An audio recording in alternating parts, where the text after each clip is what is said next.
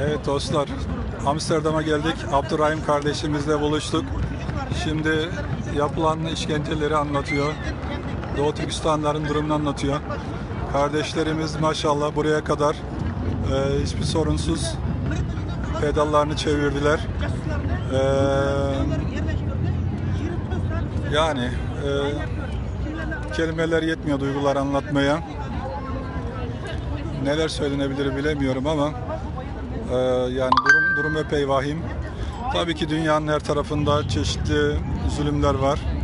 Allah hepsinin yardımcısı olsun. Bizim elimizden naçizane ne gelirse biz de yani gücümüzün yettiği kadar karınca kaderince bir şeyler yapmaya çalışıyoruz. Artık yorum sizlerin. İnşallah Allah tüm Müslümanların azatlığını bize gösterir. Şöyle Dam Meydanı'ndan görüntüler.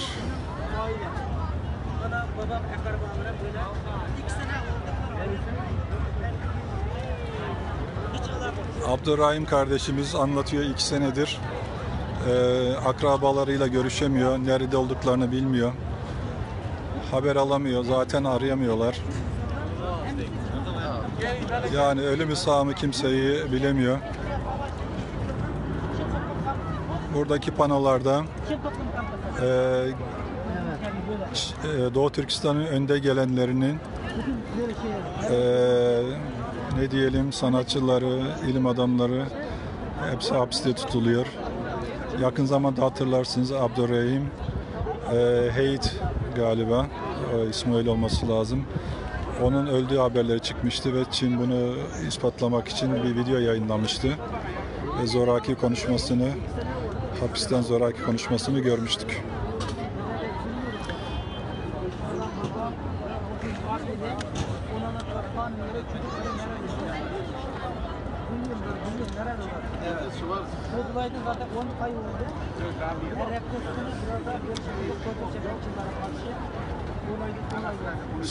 Sultan Abdülmecit Han zamanında Doğu Türkistan Osmanlı'ya bağımlılığını ilan etmiş ve Osmanlı da oraya bayrak ve tuğ göndererek oranın Osmanlı'ya katıldığını kabul etmiştir. Daha sonra Osmanlı'nın yıkılmasıyla bağımsız Doğu Türkistan kurulmuştur. Ama 1949'da yani 2. Dünya Savaşı'ndan sonra Çin Doğu Türkistan'ı maalesef işgal etti ve o günden beri işgal sürüyor. Yani tarihine baktığımızda aslında aynı Filistin davası gibi o tarihlerden beri Doğu Türkistan'da işgal altında. Yani işgalden başka çok insancıl ihtiyaç var. Yani demek istediğim insanlar ibadetlerini yaşayamıyor. Zorla evlilikler yaptırılıyor.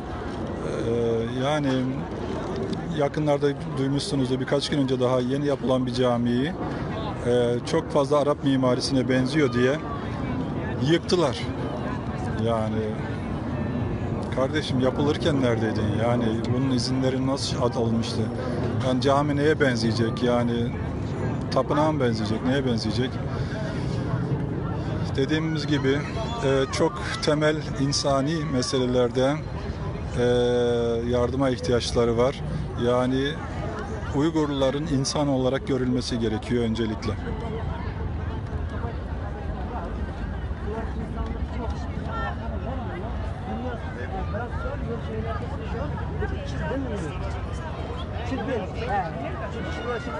Yükseklerde büyüklen Çinler bu dolayı hiçbir devlet Çinliler kadar kavga yapması istemiyor.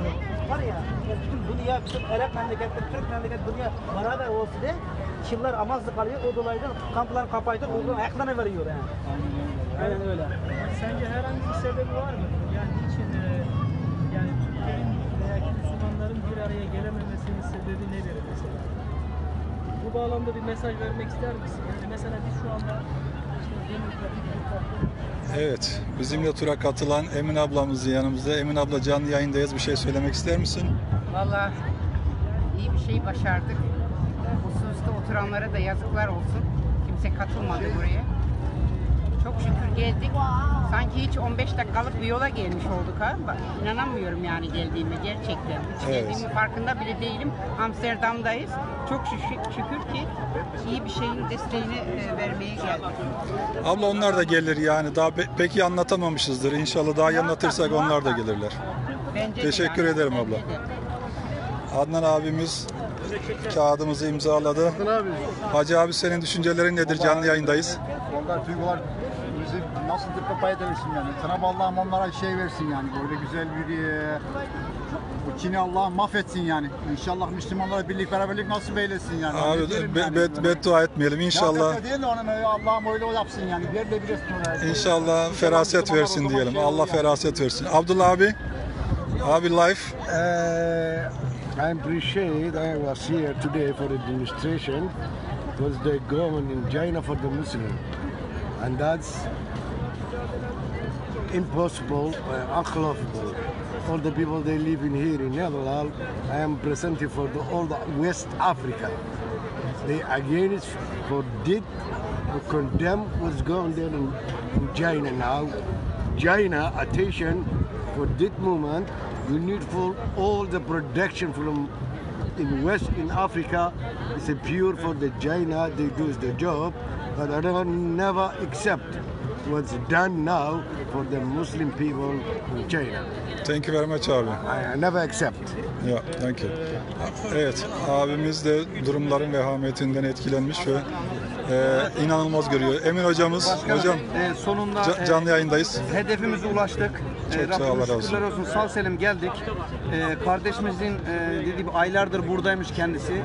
Buradaydık, görüyorduk, takip ediyorduk Facebook'tan da. Elimizden gelen gayreti gösterdik. Suus'tan bisikletlerle buraya geldik arkadaşlar hep beraber.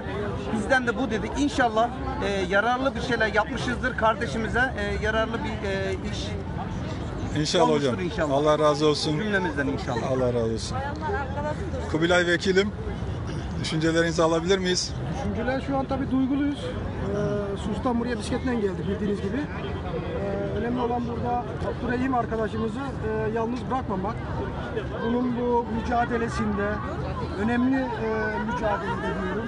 Çünkü bildiğiniz gibi milyonlarca Uygur Türk'ün vahşi şekilde içeride tutulup bunlarca işkence edilip bu insanları hiçbir kimse bilmiyor ve duymuyor. Abdurrahim arkadaşımız da bu insanların bir sesidir orada.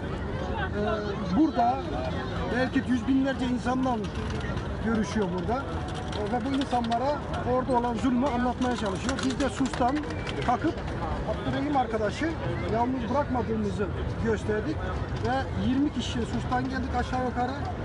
Abdurrahim arkadaşımıza destek olmaya geldik ve inşallah da en kısa zamanda politik düzeyde yani bir ses getirir ve bu insanlar duyulur ve oradan gözülme bir nebze de olsa bir el atılır diye umut ediyoruz. Teşekkür ederim sayın vekilim. Evet. Broeder, wil je iets vertellen? Ik sta hier gewoon met de Oeigoeren. Ja. Het is belangrijk om niet bang te zijn en uit te spreken tegenover deze criminele regering als China. Ja. Dus ik sta daarvoor. Dankjewel jongen. Okey. Değerli dostlar, şimdi size üç kardeşi göstermek isterim. Şöyle kameramızı çeviriyoruz ve karşınızda 3 tane şöyle gel buraya. 3 tane öz kardeş. Bakın bunların 3 öz kardeş. Selametle.